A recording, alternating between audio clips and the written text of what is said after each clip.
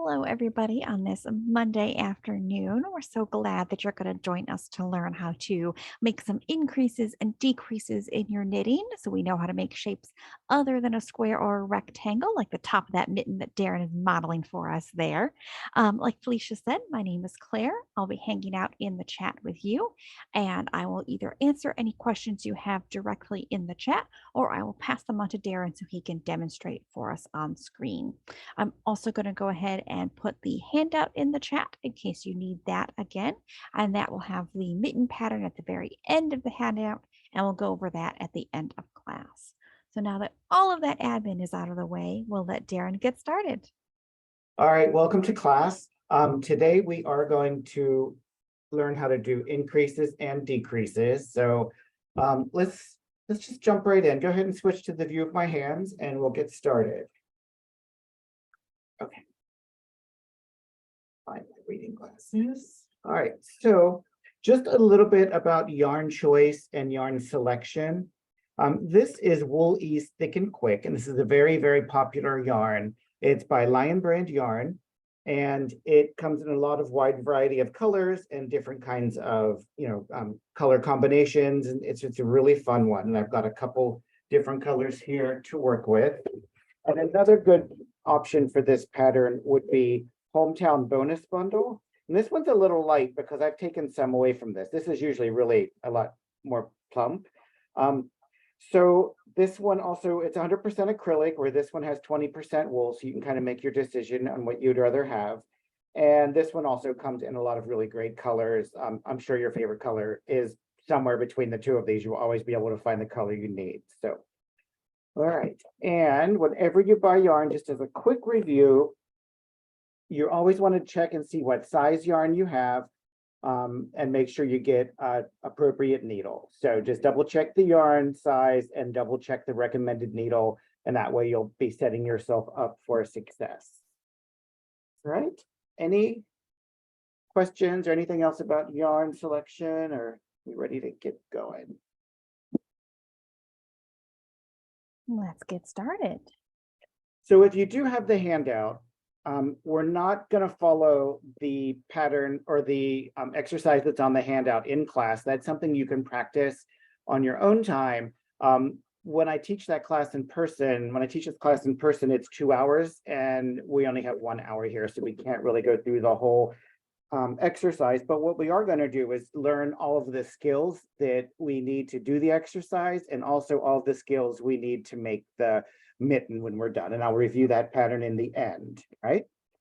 So you want to be able to make increases and decreases. So increases, of course, are adding a stitch, and decreases would be taking away a stitch.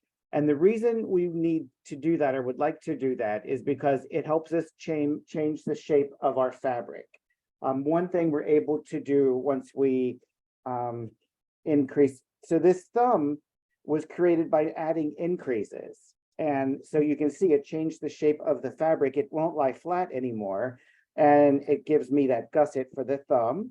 And then the top of this, I have decreases, which kind of gives it that nice smooth finish. And so it's shaping different. So it won't lay flat anymore now because it's got shaping. So it's shaped different. And once you learn these increases and decreases, you'll be able to make all kinds of stuff, made like a stuffed animal, like a teddy bear, or like even a sweater, socks. You use these for all different types of projects. So the first one I'm going to show you is an increase. And this one is called knit in the front and the back of the loop. So it's abbreviated KF and B. So the first, I'm going to just knit one stitch just for fun. And then I'm going to demonstrate knit front and back of the loop. So you start out just like normal, knitting in the front of the loop. Oops.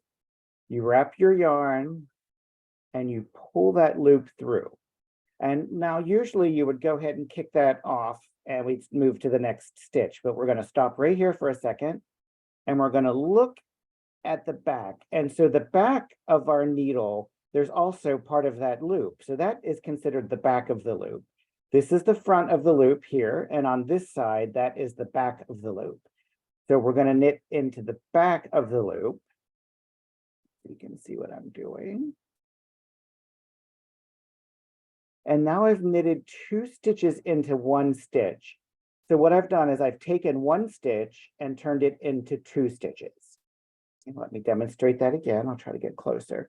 So you start out just like normal, wrap the yarn, bring it through, and then I'm going to swing my needle around, and I'm going to go in the back loop, wrap your yarn the same way, bring it through, and transfer it over. And so now I have increased by 2 stitches. So there's the first one I just knitted by just for fun.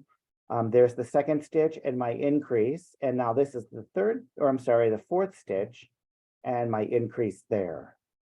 So I'm going to do these several more times, but do you have any questions? Is there any kind of a spot where you're not able to see what I'm doing? How are we doing, Claire? I think we're doing pretty good so far. One thing that can happen is if you knit in the front of the loop, and maybe you get over ambitious and maybe you pull your yarn too tight, and when you get to the back, it's really hard to find the back of that loop. So give yourself a little extra slack. And then when you look at the back, you can see there's plenty of room there to knit into the back of the loop. And pretty soon you'll get much more comfortable doing this, and you won't have to turn it. You'll just be able to feel. So if you put your finger right there, you can kind of feel where the needle should go without actually turning it. So when I do one in real life, it's more like that. So whenever you do a knit in the front and the back, or a K, F, and B, it always creates this little bump, and it almost looks like a purl bump. A lot of beginners think they've done something wrong and to create that, but that's actually what really happens. It's like a little tattletale. So you always know that you did an increase right there, but that's just part of it. So any questions at all? How do we feel about it?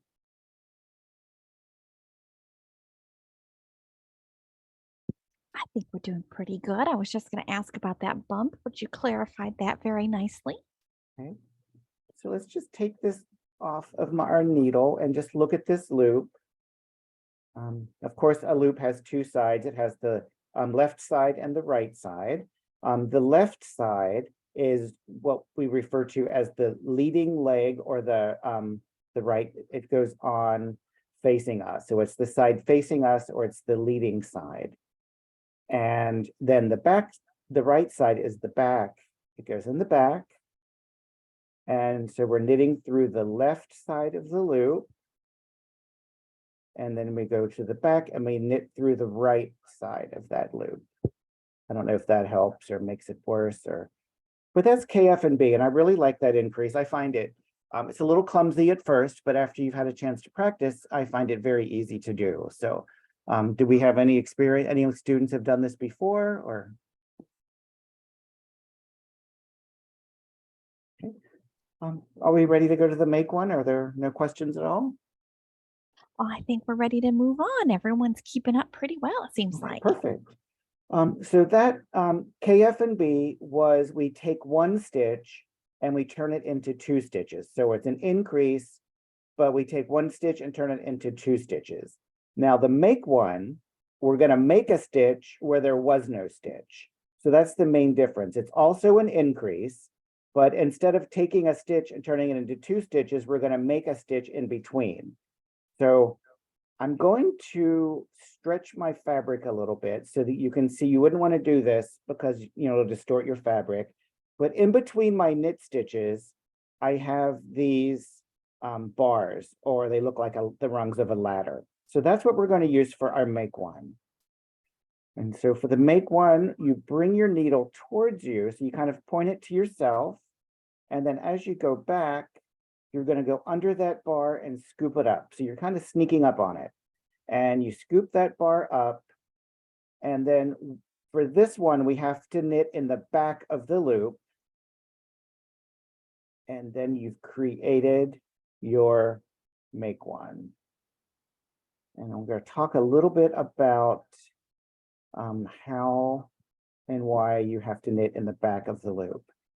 So I'm going to find the bar. You don't have to stretch it out too much. You just want to stretch it out a little bit. Find that bar. Bring the needle towards you, kind of point it to yourself, and then sneak up on that loop. Lift it up. Now, if I were just to go ahead and knit through the front of the loop, let me go ahead and do it. And this is wrong, but let me show you why it's wrong. And I'm going to knit one more stitch after. And then let's look at it. And so what happens if you just knit through the front of the loop, you end up with this hole. And you probably don't want a hole there. So let's go back and fix it and do it correctly. I'll let that one drop off. Okay, so I'm going to bring the needle towards me, scoop up that bar. And what's going to happen is I'm going to knit through the back of the loop. And because that's usually incorrect, it's not the correct way, it's going to cause the stitch to twist. And usually we wouldn't want to twist a stitch, but this time it's going to work in our favor because when it twists, it makes it a little bit tighter and it closes up that hole. So we always want to make sure when we're doing a make one. And so right there is my make one. And you can see there's not really a hole under it. So it makes it much nicer. So I'm going to knit one and then I'll make one. So you kind of point the needle towards yourself. On the way back, you're going to scoop up that bar. We're going to go through the back loop. And if you watch real close when I knit this, so here's the left leg and here's the right leg in the back. And if you watch really close, you're going to see that right leg is going to twist to the front. And we normally don't want that, but for this one, we do want it. So watch how that kind of twists. So you can see how that right one kind of comes forward. And then it causes it to twist. So let's look here at this. So you can, I don't know if it's showing up. It almost looks like it has its legs crossed. And when you look at this stitch here, the stitch under it, you can see the legs go straight down. Right here. It's not twisted, but here it looks like it's kind of a little tighter and it's looks like it has its legs crossed. So any questions about the knits, the KF&B or the make one?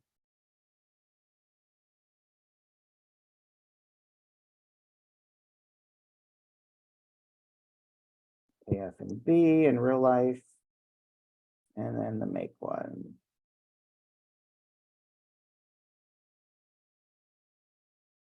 And I'm looking at my knitting through my camera lens, and I'm never good at that. I always get a little off. Let's split my yarn. But if I look at my knitting through, if I really just look at my knitting, then I end up getting off camera. So what questions do we have, Claire? We have a somewhat technical one that I'm not sure we want to get into right now. It's about increasing on the purl, but I can answer that directly. I didn't know though, do we want to get into the difference between making one right and making one left? I think we'll have time for it. Okay, so I got to the end of my row. So make one right and make one left.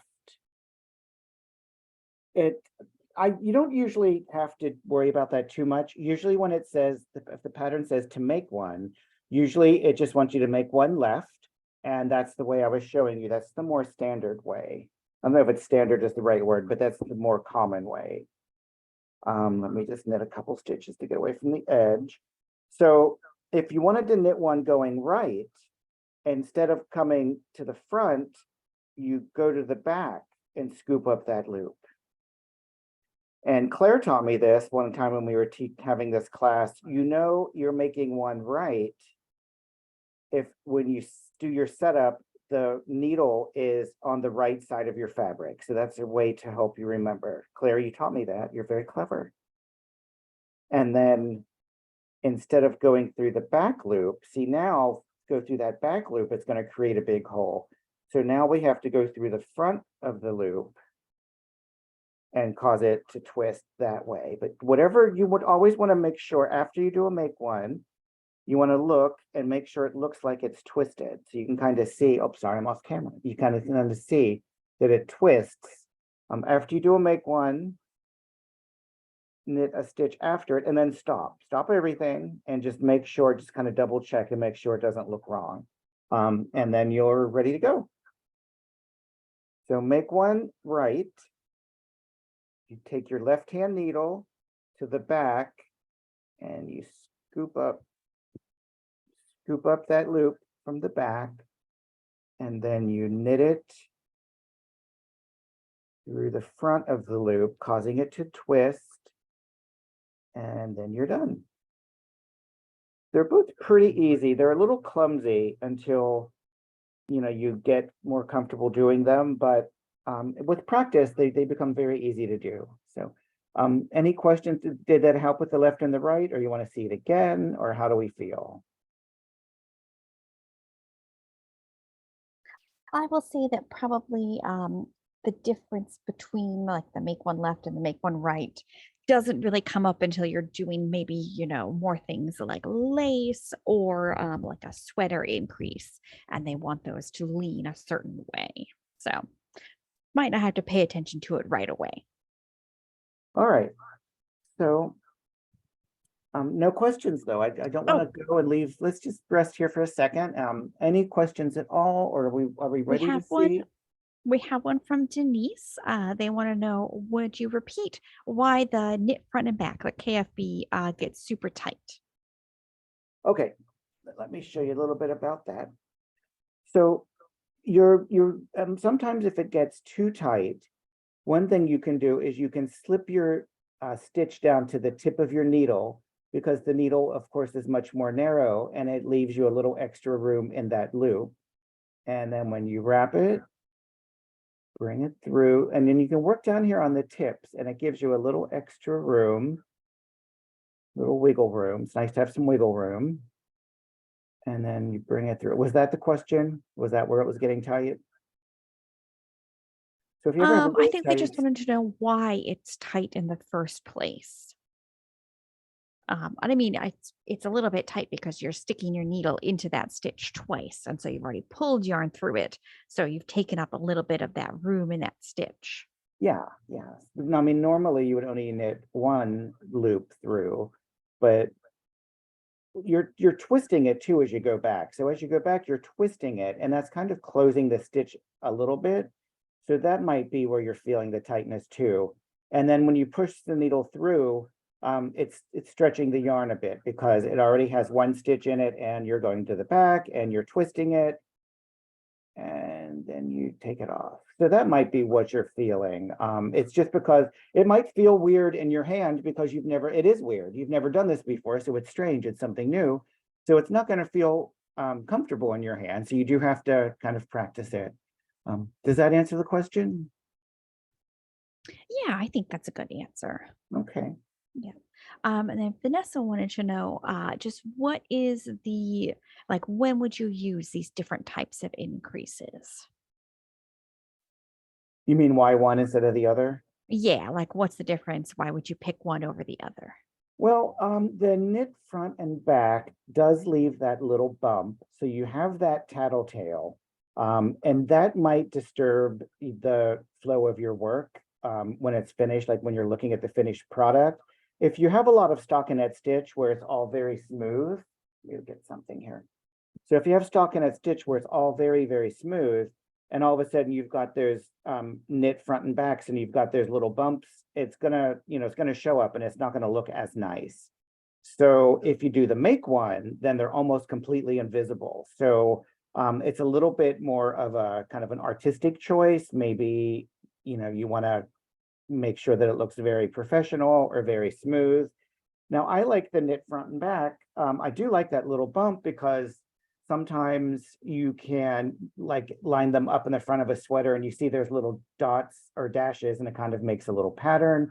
So that can be really cute.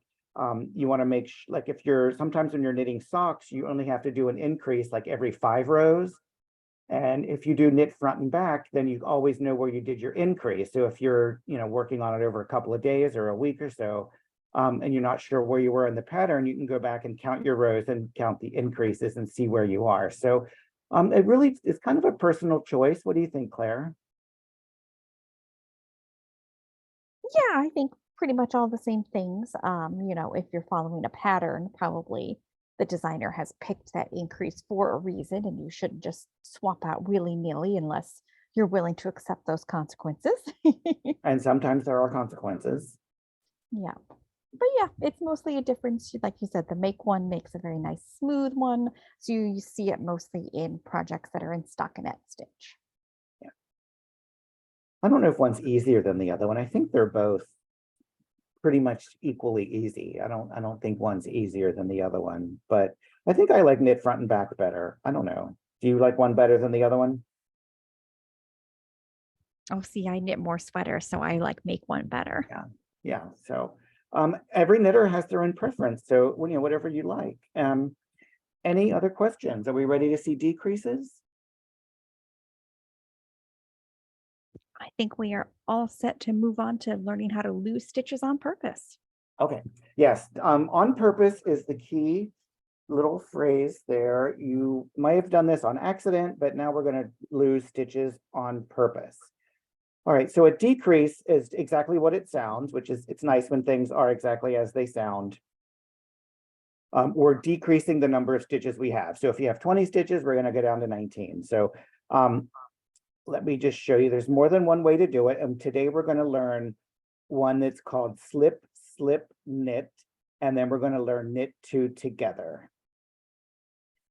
So very important, you slip these stitches correctly. So you want to slip them as if to knit. So you enter the stitch as if you were going to knit it, and you don't, you just slip it right over. So this might be something new. This might seem strange to you as well. And we're going to do it again, slip, slip. So enter the stitch as if you were going to knit it, and then transfer it over. Now this part, you don't usually get to do much with your left-hand needle. It doesn't get to go into a stitch very often. So that we're going to take our left-hand needle and go through both of those stitches. And now that you have it set up like this, it looks pretty much like a standard knit stitch. So we're just going to wrap our yarn and bring it through. And we've taken 2 stitches and we've turned them into 1 stitch. Any questions? I split my yarn there. Want to see it again? Yeah, let's see that again. So you enter the stitch, you slip it over, enter as if to knit. You slip it over as if to knit. And we're doing that on purpose because we want these stitches to be twisted so we don't get a hole. And then you enter the stitch like that, which is a little odd, but it's okay. It's good to learn new things. And then transfer it over. Now, I do want to warn you and let you know that like later on, there is an actual stitch where you do where you slip a stitch, and your pattern might just say knit 3, slip 1, knit 2, or whatever instructions you're given. So normally when you slip a stitch, you want to slip it as if to purl.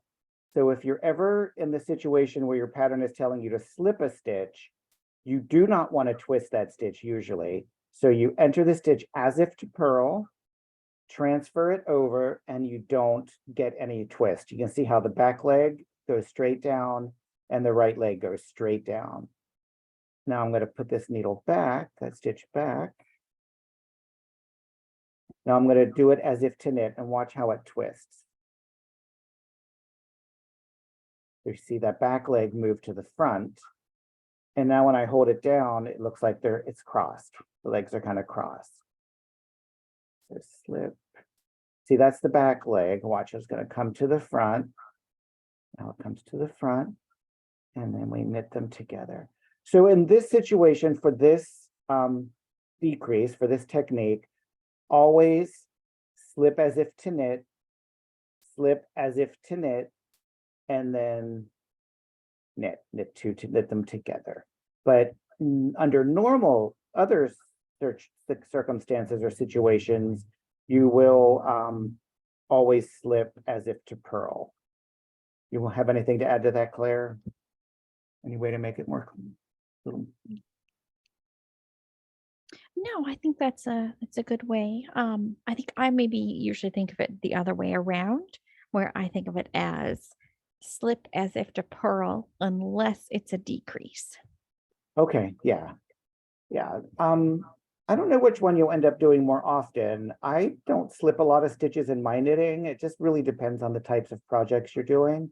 There's a style of knitting called slip stitch knitting where you create designs by doing that. And of course, you'll do a lot of slipping there, but it doesn't come up a lot until you have a little bit more advanced projects.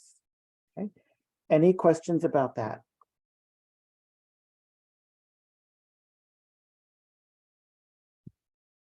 That one's kind of tricky, so make sure you understand it. Don't hesitate to ask any questions.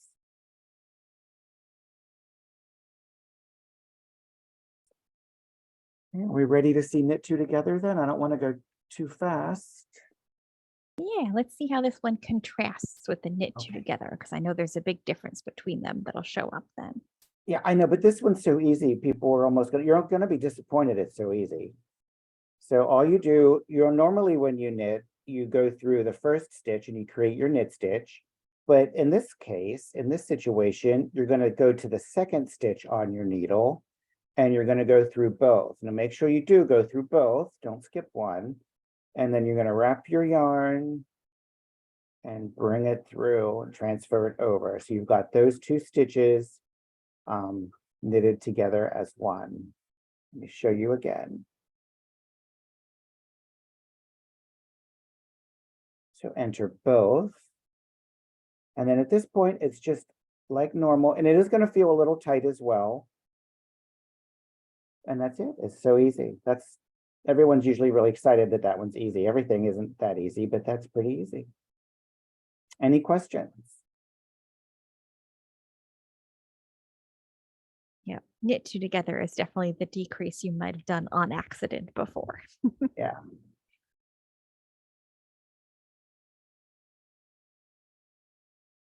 All right. How do we feel about it, Claire? Are we ready to review the pattern? We're moving pretty Well, I was fast going to say, today. now that you've got those two decreases side by side, maybe you can show how they slant different ways. Just like the make one right and the make one left slant different ways. All right. So here is a knit two together. If it's going to show up. And you can see that stitch is leaning this direction. It's subtle. It's not extreme, but it's so that's leaning towards the right. I'm never sure about right and left. Isn't that leaning towards the right, Claire? Correct. Okay, never sure. And then over here is a SSK. And you can see, hopefully you can see that stitch is leaning to the left. This one's leaning to the left, leaning to the left. And then this one is kind of leaning to the right. And it is a subtle difference, but if you have like 40 or like 10 or 20 or 5 or even like 5 or 6 all lined up in a row, like going up, it creates a really nice straight line and it really does show up more than you would think. Or it makes a jagged line, which that could be part of your design, or you might not, be so excited about that. So, but yeah, one leans one way and one leans the other way. Any other questions?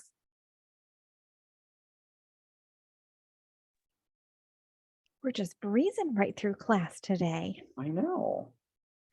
So here's something somebody taught me once. Whichever stitch your needle enters in first, I don't know if this is always true, but it seems to be. So whatever stitch your needle enters first, my needle's going there. That's the stitch that ends up being on top.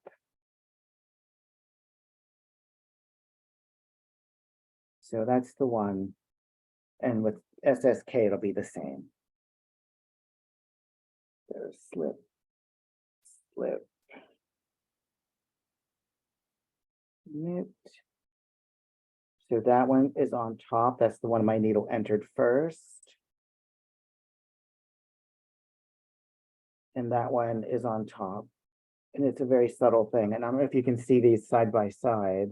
That one leans that way, and this one leans that direction. Is it showing up?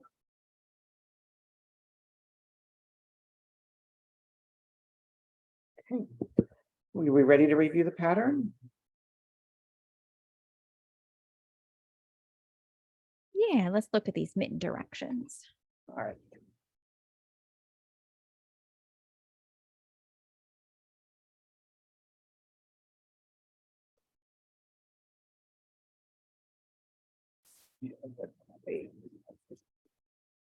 All right.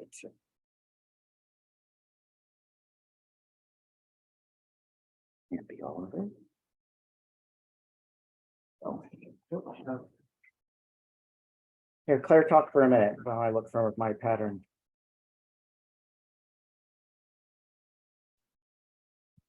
The pattern is at the end of the handout, so I'll go ahead and pop the handout as a PDF into the chat, and then I'll also put the link to where it is online. So people who are on a phone or an iPad or a tablet, you'll be able to access it on the link, because I don't think you can download a file on Zoom quite yet. All right, so I found it. Good news. So this is a free knitting pattern from Lion Brand Yarn. You can download it and print it anytime for free. Now, wait a minute, this isn't the right pattern. Shoot. I was going to say, wait, we're making mittens, not mice. Not even mittens for mice. Those would be so tiny. Gosh. I'll put the link in the chat so Darren can get that too if he needs it. I've had everything right here together.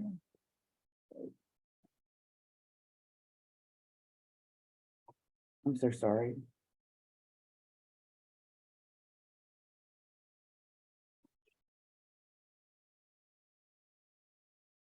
I don't think I have it. Uh-oh.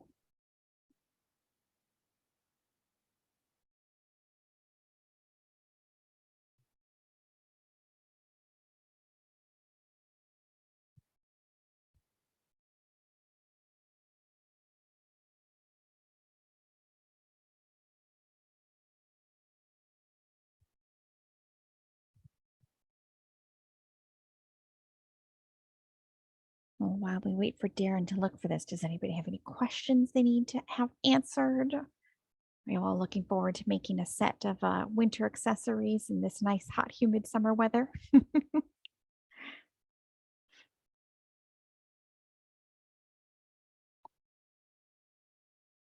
That's the thing with gift knitting. You got to get started ahead of time. So I know there's a lot of Christmas in July promotions. So if you're planning on making hats for everybody and your family and your friends, or you want to make some blankets, those take some time to make. So you got to get started sooner.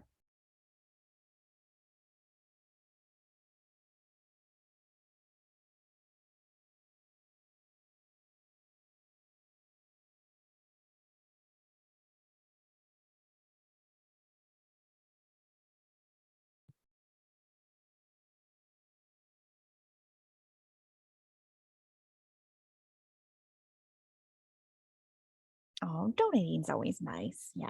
And that's a great way to get lots of practice on things.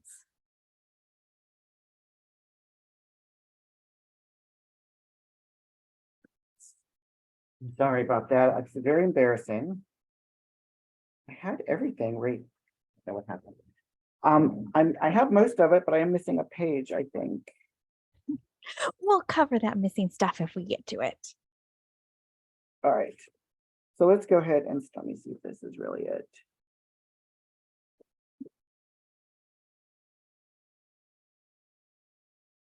So this is the pleasure of doing things live, and sometimes there are big mistakes, and I guess that's the exciting part. So, all right, so this one is, Claire, do you have the name of the pattern so people can, because I don't have the first page.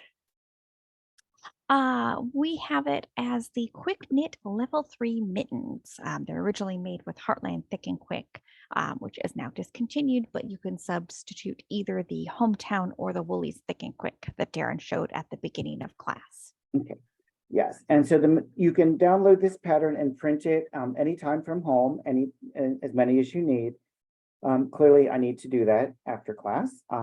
So the materials list, it's kind of like ingredients if you're making a recipe. Heartland Thick and Quick in redwood was what the original ones were made out of. But like Claire said, that yarn's not available. So what you would do is you can go to the internet, go to Google and type in Heartland Thick and Quick Lion Brand yarn, and it'll bring up all the information about that. So you want to make sure that you're getting a yarn that's very similar. So that yarn is actually a number 5, and what I'm using today is a number 6.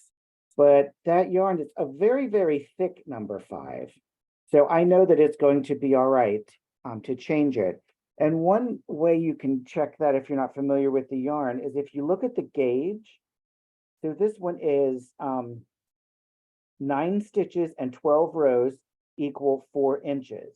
So if you double check that gauge and compare it to the yarn that you want to use and make sure they're very similar, then it'll be a good swap. So just making sure. And if you're changing yarns from the original yarn as well, you do want to see what the how many yards are on it, just to make sure that you're going to have enough. Because one ball of yarn might have, this one has 106 yards, another one might only have 20 yards. So you need to make sure that you have plenty of yardage. You don't want to run out.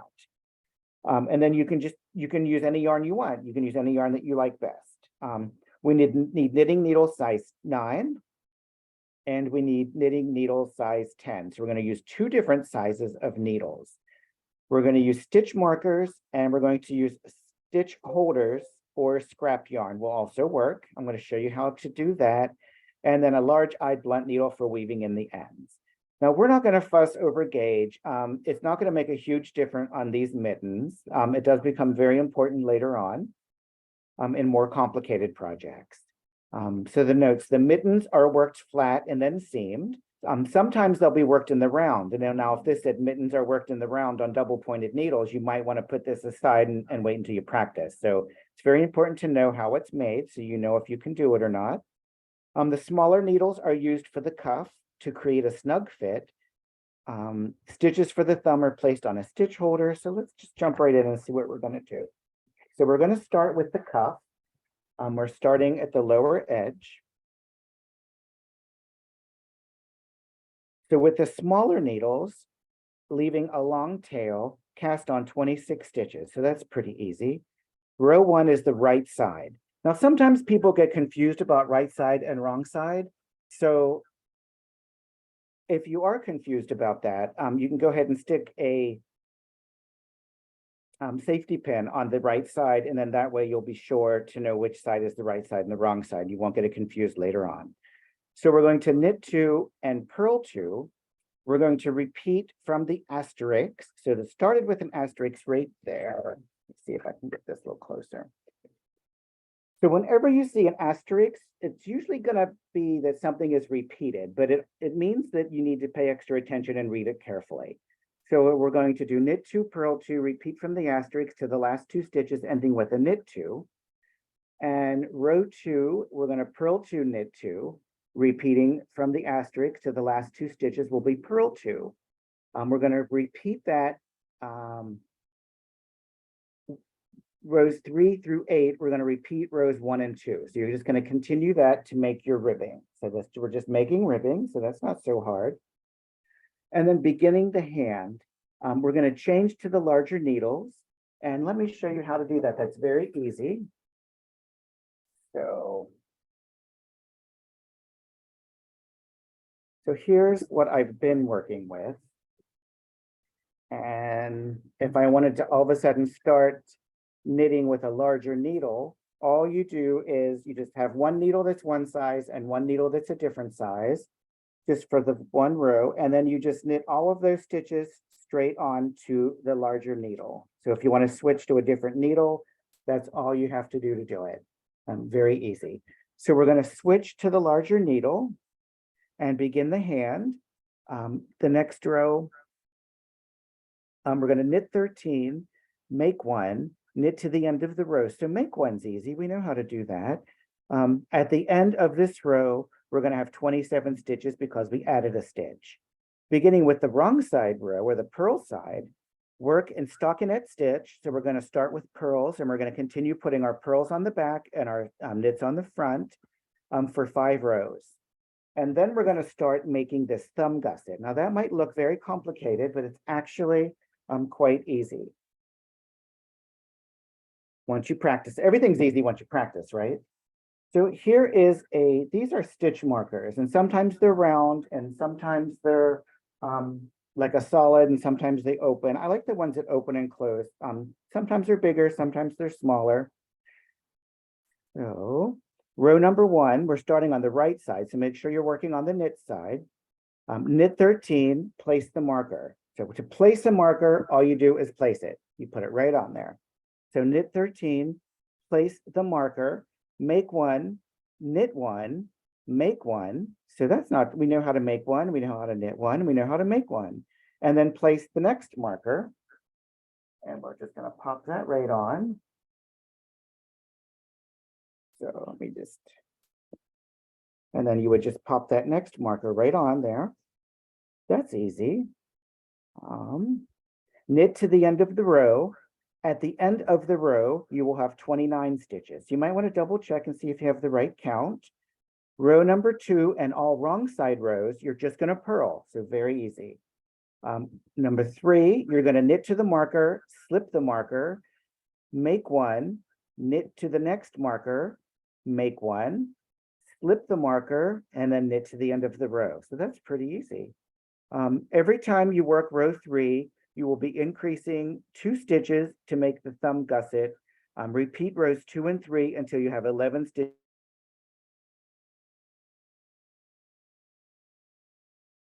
Oh, Darren, we just lost your audio.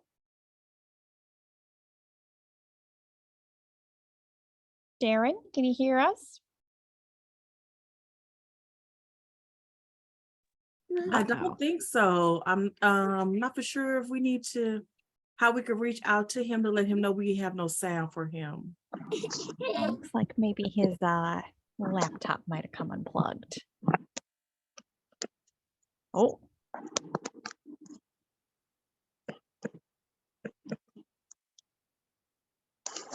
Sorry, everyone. Okay, I'm sorry, I'm having some technical difficulties. I'm not sure what happened. Can you guys hear me? Yes, we can hear you now. Okay, I'm having all kinds of problems over here. Is Mercury in retrograde? Maybe it is, maybe it isn't, I'm not sure. All right, so let me show you how to slip these. So you're gonna end up with live stitches. So let me go ahead and put these on my needle. And you need to transfer the live stitches onto either waste yarn or a stitch holder. My needle's too big. All right, now I've got myself all in a fluster because I couldn't find that pattern. Everything's going to go wrong from here on out. Okay, so when you're knitting along, and now you have to put it on waste yarn, use a large-eyed blunt needle.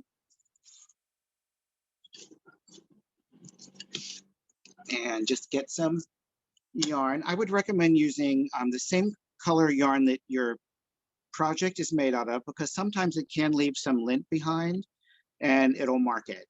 And you might not like that. It might be hard to get that off.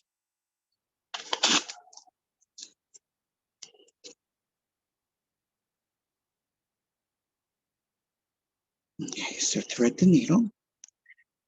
And then you're just gonna transfer it over one at a time. Just transfer your live stitches onto your waste yarn.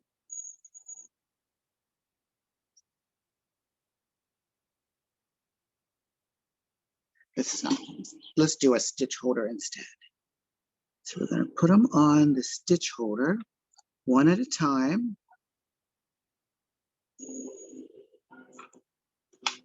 And then you just lock it into place.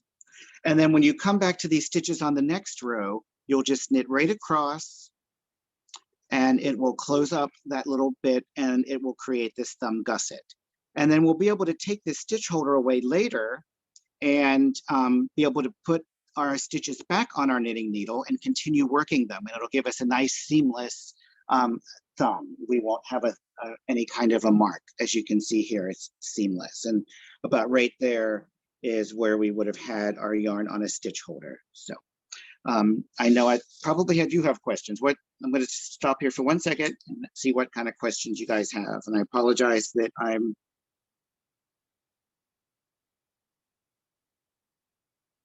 Oh, hopefully Darren's just being quiet. Okay, there we go. sorry. All right, so we put that on our stitch holder. So Claire, do you have? That's all I have. This other pattern's not right. Let me Do you get have you the the rest pattern? of Can this you help pattern. me go over it? Let's see. Once we've increased all of our thumb gusset stitches and put those on hold, then you just knit the length of the palm for your mitten. It is going to tell you a certain number of inches in the pattern. It's about 4 inches, but that is very adjustable. You can add more length if you need it. Yeah, so that's creating this part of the hand right here. And that's just stockinette stitch. So you'll just, after you put your thumb gusset on the stitch holder, you'll just knit stockinette stitch straight on, and it's very, very simple. And then the next thing that's exciting to do will be shaping the top. And if you are adjusting the top, I always like to, if you have like the mitten recipient's hand handy, you can start that top shaping sort of right below the tip of your pinky finger. So then you Yeah, get a nicely shaped mitten. nicely shaped. All right. So what kind of increases and what are we doing? Increases or decreases? It looks like we're going to probably do decreases now, right, Claire? Yeah, now we're going to get rid of some stitches. I'll go ahead and pop this part of the pattern in the chat so I've got it handy for myself.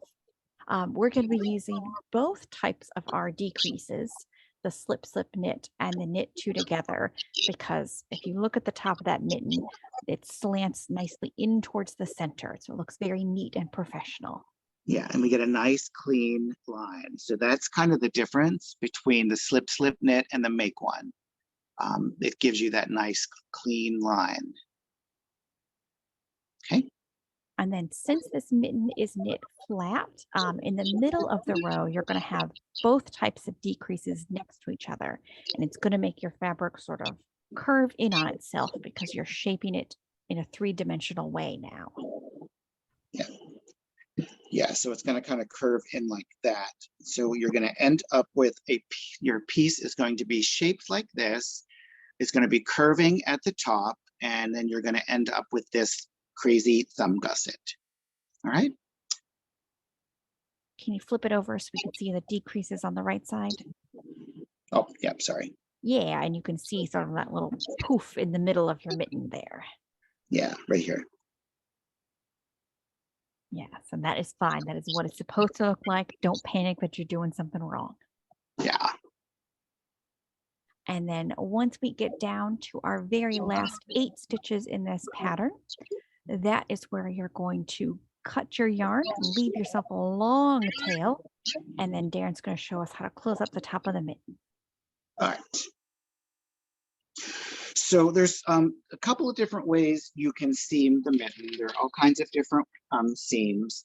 You can do the whip stitch, you can do the running stitch, but I'm going to show you one today called mattress stitch, and it's a very nice stitch and it's very invisible.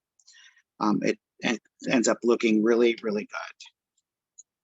So I'm going to demonstrate this with this blue yarn, but in real life, you would, of course, want to use the same yarn you made the mitten out of because you don't want to have that showing. Okay, So just using a large-eyed blunt needle, so it's large enough to put yarn through it, and it's blunt because we're not piercing the yarn, we're just going between the strands. All right, so you want to, and you would normally be using this tail that you'd leave a long tail at the top and you'd be using that tail, but for demonstration purposes, I want to use a different color. So what you're going to do is you're going to, stockinette stitch always wants to curl under. So we're going to uncurl it and kind of hold it there with our hand. And you want to identify the very last stitch on that edge. You might want it to be right here, but it's actually right here. So find the one strand of yarn and then the one next to it, and that should be it. But if you do go a little further in, it's not the end of the world. We do just want to make sure we're going in a straight line. Right, so I'm going to stretch this out quite a bit. You wouldn't want to do this to yours. But you can see those bars that go between, and we're going to use those bars, we're going to sew under them. So I'm going to go under here. And then on the other side, find your knit stitch. So here's my 2 strands, that's my knit stitch. And I'm going to go under there. And then I'm just going to climb up the ladder. I'm just going to go up each one. I don't like to skip any, especially with big yarn like this. Sometimes you can do every other one. What do you do, Claire? Do you do every other one, or? I think it depends on the yarn thickness, like you said. With a smaller yarn, there are more stitches in the same amount of space, so you can skip one if you have to. Yeah. All right, so is everybody able to see where I'm going? You just go under that bar and pick it up. And then you're going from one side to the other like a zigzag. You're climbing up the ladder. You're having a delightful time. Everything's looking so good until you stop and look at it. You're like, that isn't very good. But if you know the magic words, abracadabra, when you pull it, it disappears just like magic. And you hardly even tell there's a seam there. But when you turn it inside out, you've got the seam on the inside. So I do recommend pulling it closed every, maybe 3 or 4 inches. You don't want to wait until the very last. Don't do it all and then try to pull it closed. But I like to leave it kind of loose because as you're working with it, I think it's easier to see where you're going. Do you pull it closed right away, Claire, or do you leave it open, or how do you do it? I tend to pull it closed right away because I'm impatient. Oh, see, I like to see the magic of it all.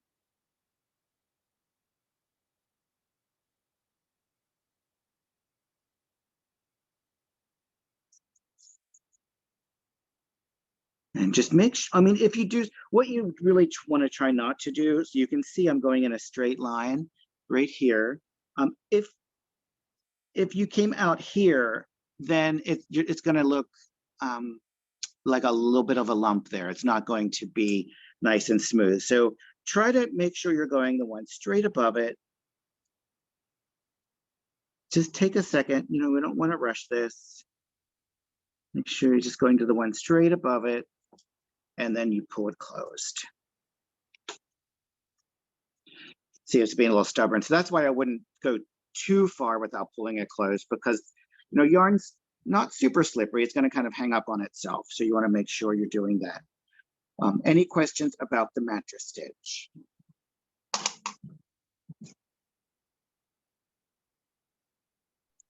I think we're good.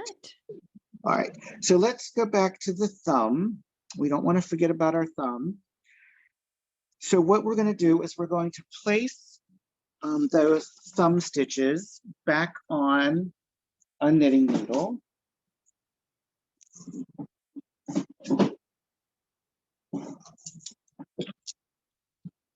Go back and get them on this needle. This needle's a little big. The thumb was knitted with, here's a smaller one. Let me just do this. So I just took that out, but I don't recommend that. If I drop stitches, I know how to fix them, so I'm not going to be too worried about it. But what I recommend you do as you're learning would be go ahead and do it one at a time. because if you drop stitches, you don't know how to fix it very well yet. So just kind of do them one at a time. And the thing about yarn, people think if you drop a stitch, it's just going to automatically start unraveling. It really doesn't. So if you drop a stitch like that, just put it back on the needle and everything will be all right. They don't really unravel super fast.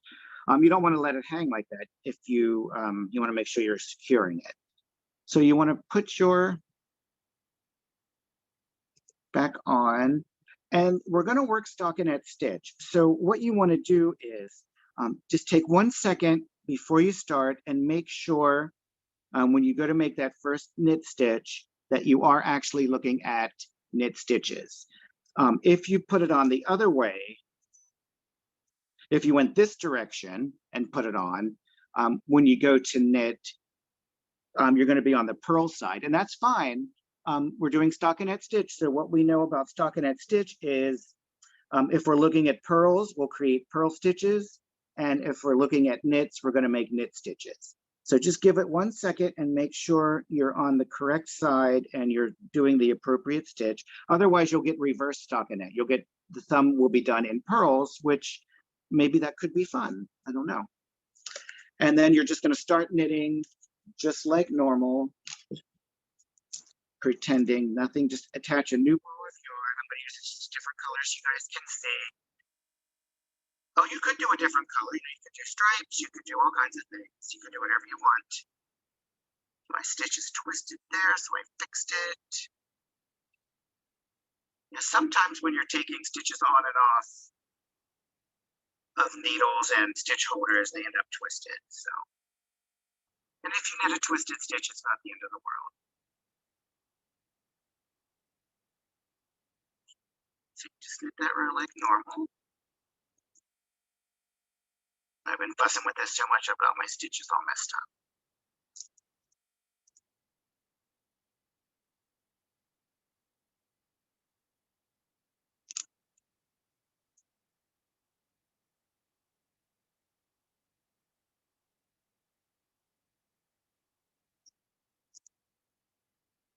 So everything's normal. Just knit straight across. And then you just keep going. What do you do, Clay? You knit like 3 rows, 4 rows, and then you start your decreases for the thumb? Let's check here. 5 more rows, and then you do your decreases. Yeah, so you do 5 more rows. You just count the 5 rows, and then you do your decreases for the thumb, and you'll have to seam the thumb in the same way that you did the side, or you can do just whip stitch or something for the thumb. Maybe that's easier for the thumb. And then you're done. You've got your finished mitten. And then you do need to make a second one. It's nice to have 2, and you'll be ready to go.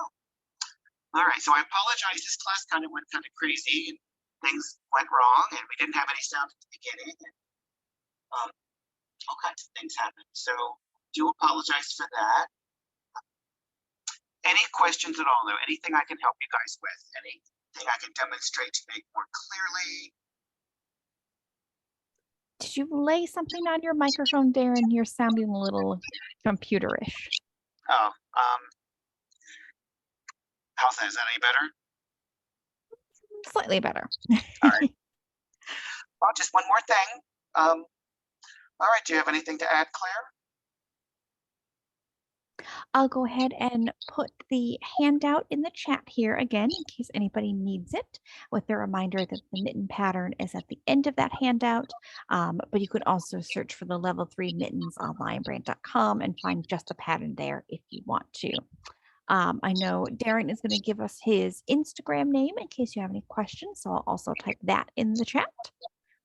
Yeah, so especially because this class went so crazy, you may end up with questions as you go. Frequently, everything seems to make sense, but once you get it in your hand and start making your project, you could have a question at that point.